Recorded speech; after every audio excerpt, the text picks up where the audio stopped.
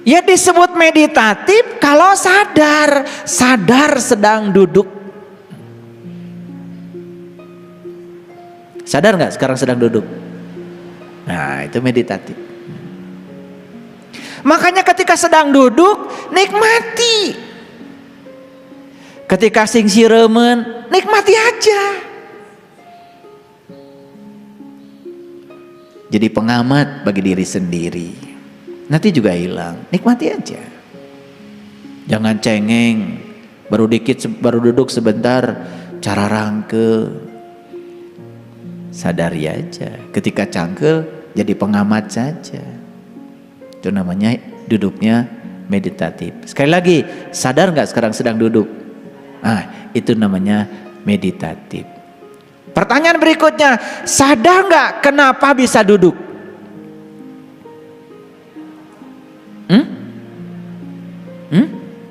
Kehadiran Allah. Terlalu jauh jawabannya. Sadar bahwa sekarang saya sedang duduk. Mengapa saya bisa duduk? Karena saya tinggal di bumi. Karena di bumi ada gaya gravitasi bumi. Dapat dati leletik kurang cicing di dia. Coba kita pernah tinggal di tempat lain, di angkasa luar, hese diuk teh.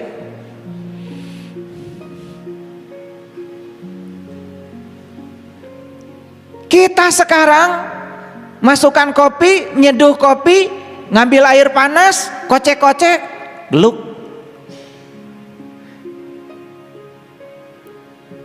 Seorang astronot di luar angkasa, hayang kopi, harus menciptakan dulu namanya gelas anti gravitasi. Kesadaran setiap orang berbeda-beda. Saya tanya tadi, sadar nggak sedang duduk? Sadar. Sadar nggak kenapa bisa duduk? Kalau tahu kita bisa duduk karena kita ditarik oleh bumi, oleh gaya gravitasi. Sebetulnya kita pun menarik bumi. Kita dan bumi itu tarik menarik. Itu yang disebut dengan gaya gravitasi Newton.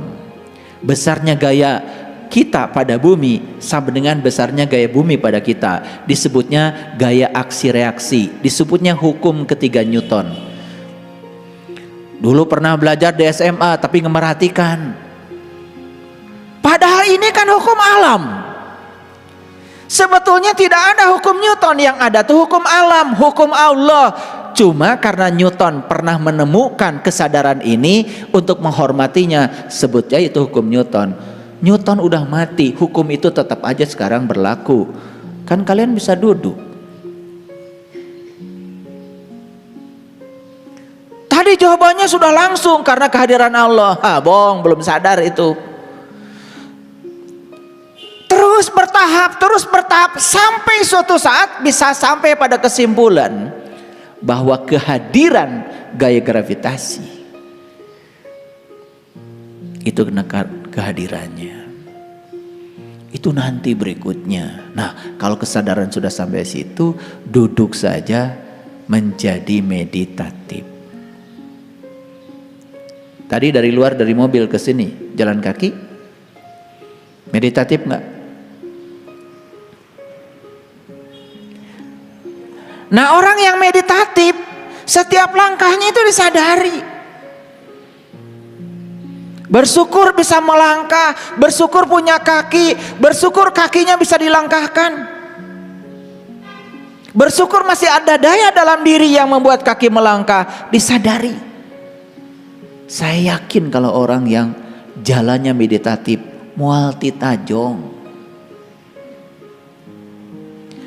Titajong itu karena terburu-buru. Titajong itu karena apa? Pikirannya sudah kemana padahal dia masih jalan.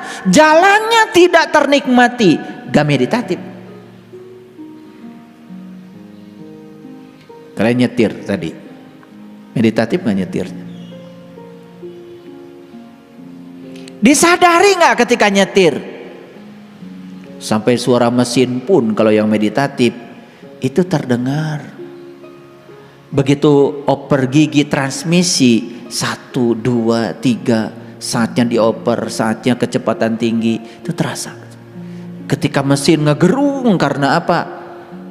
Ya, tenaga terlalu besar.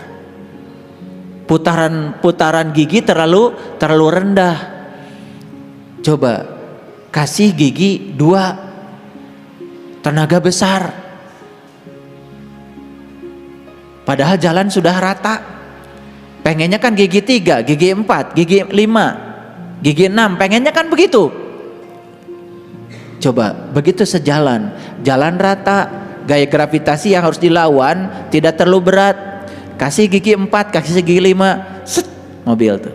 Suara mesinnya itu terasa meditatif. Ngahiji diri jeung mesin, ngahiji diri dengan kendaraan. Gitu nggak kalau nyetir? Nggak gitu. Karena begitu celek kita diam di mobil pegang setir, pikiran sudah ke tujuan. Begitu di jalan ada orang yang menghalangi, angkot berhenti, marah-marah. Gitu nggak? Nggak meditatif. So, masak di dapur.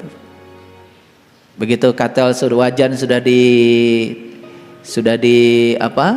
Pasang, cetrek. Kompor dinyalakan. Sadar nggak kenapa bisa nyala? Karena saking rutin tiap hari lihat nyala api sampai tidak disadari. Pernah nggak menyadari kenapa bisa nyala? Ada apa di situ? Kan nyala itu proses oksidasi. Proses oksidasi, apa itu? Karena ada gas. Gas ketemu dengan api, nyala. Tetapi jangan lupa oksidasi itu perlu oksigen. Kalau tidak ada oksigen di sini, gaduh gas gak ada mual hurung. Karena ada ruang kosong, di sini ada oksigen. Jadi kehadiran oksigen dibutuhkan bukan sekedar buat napas, tapi untuk membuat kompor kita jadi nyala. Betul nggak? Sadar nggak itu? Hangatnya api ketika nempel ke tubuh, disadari nggak? Hangatnya minyak ketika menghangatkan tubuh, dirasakan nggak? Ngajerejesnya minyak, kenapa minyak itu ngajerejes? Kenapa dia itu berbunyi? Begitu memasukkan tempe, tahu, ces, kenapa? Ah gitu, weh. Telinga bisa mendengar jerejesnya minyak, ya kan? Iya. Kan sebetulnya karena di situ ada unsur air, ada proses penguapan begitu cepat sehingga menimbulkan bunyi. Karena tidak pernah ada keinginan untuk tahu, secara saintifik tidak ada, hanya terjebak oleh rutinitas. Masak menjadi tidak meditatif. Sudah selesai masak, kemudian tersaji semuanya, makan. Doa tidak. Berterima kasih pada semesta tidak. Boro-boro menyadari. Ya teh ayana sanggung adanya nasi di hadapan saya itu berapa ribu orang yang terlibat menghadirkannya. Siapa yang nanam, siapa yang ngasih airnya, siapa yang mupuknya. Dan bagaimana kerja keras matahari untuk terjadinya proses fotosintesis. Bagaimana terbentuknya? Oh, apalagi lari sampai kepada Allah. Orang mangan melak we wungkul ceb we. Nu ngajadikeun eta saha setiap saat. Diurus, diatur. Robil alaminya Allah tuh terasa kalau meditatif. Robil alaminya Allah nggak terasa, tahu-taunya panen aja. Dari waktu ke waktu, dari padi hijau kemudian muncul apa itu, padi yang masih hapa kemudian berisi terus menguning. Aduh, setiap saat. Makanya kenapa Nabi Muhammad bilang kalau lagi makan jangan sambil ngobrol. Sebetulnya kan supaya meditatif, supaya dirasakan, ya. Duh. Berbagai macam bumbu diaduk-aduk di sini, di mulut kita, dikunyah sampai lembut, ya, berpadu dengan nasi dan sebagainya, timbul rasa. Sudah enak, udah lembut ditelan. Ditelannya pun penuh dengan kesadaran, itu meditatif. Oke, apa pesan saya? Pesan saya satu. Cobalah sekarang belajar hidup yang meditatif, bukan sekedar meditasi. Udah jauh-jauh pergi ke gunung meditasi, tetapi hasilnya tidak membuat hidup kita meditatif, hilang semua kesadaran. Nah, kalau ini dijalani, percaya deh sama saya, sangat mudah kita terhubung dengan guru sejati kita yang di dalam.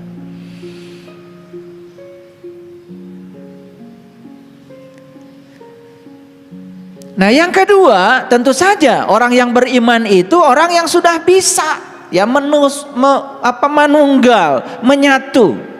Lihat saya semuanya. Ada orang yang nanya sama saya, guru, mati itu apa sih sebetulnya? Saya kaget, karena udah ngaji lama kok masih nanya begitu. Saya pikir yang kayak gitu nggak akan dipertanyakan lagi. Ya udah, nggak apa-apa, saya jawab. Seneng aja kalau ditanya saya. Mati itu saya bilang menghembuskan napas terakhir. Lihat saya semuanya. Sekarang sedang napas. Kalau napasnya cuma 2, masuk, keluar, masuk, keluar, masuk, keluar. Selama kita masih ada tugas di kehidupan ini, selama kita masih akan dijadikan kepanjangan tangan Allah di kehidupan ini, selama tubuh kita masih layak pakai untuk menjalankan kehidupan, maka napas yang keluar ini insya Allah masuk lagi. Tapi begitu tubuh kita tidak layak pakai, tugas kita di semesta ini pun sudah selesai, maka napas yang keluar ini gak masuk lagi. Makanya mati disebut menghembuskan napas yang terakhir. Pertanyaannya, kamana eta napas teh? Ayo lihat saya semuanya, kemana napas? Kan ke sini. Ke sini. Kemana? Ke sini. Teka mana-mana, ke sini.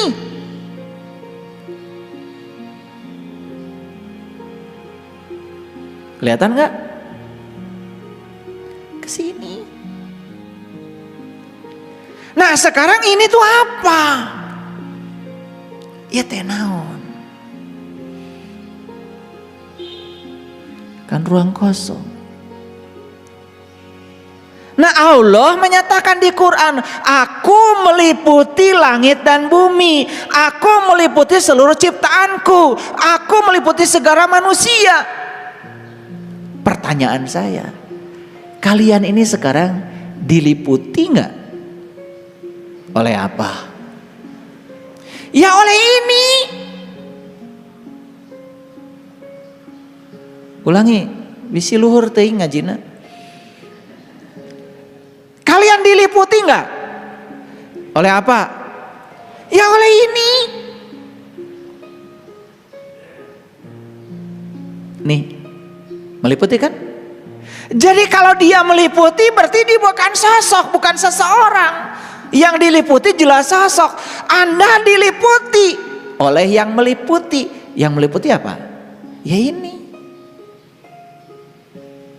Jadi apa itu napas? Napas itu penghubung antara diri yang di dalam dengan diri yang di luar ini. Itu aja. Jadi kalau begitu, mana sumber kehidupan kita? Ya ini. Jadi ketika menghembuskan napas terakhir, kemana? Ya ke sini. Nah, pertanyaan saya, nanti nih ketika menghembuskan napas terakhir, set, tak dia rek jadi naon, rek jadi cair, rek jadi minyak. Kalau ada ketidakmurnian saat melepaskan diri ke sini, tinggal tinggal di sini tapi tengah hiji.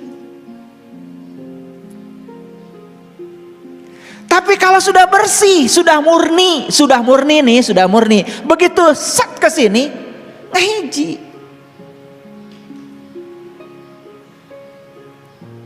Tinggal tetapi menyatu, ada juga yang tinggal tetapi tidak menyatu. Itu bedanya orang yang tahu dengan yang tidak tahu. Cuman itu kok bedanya.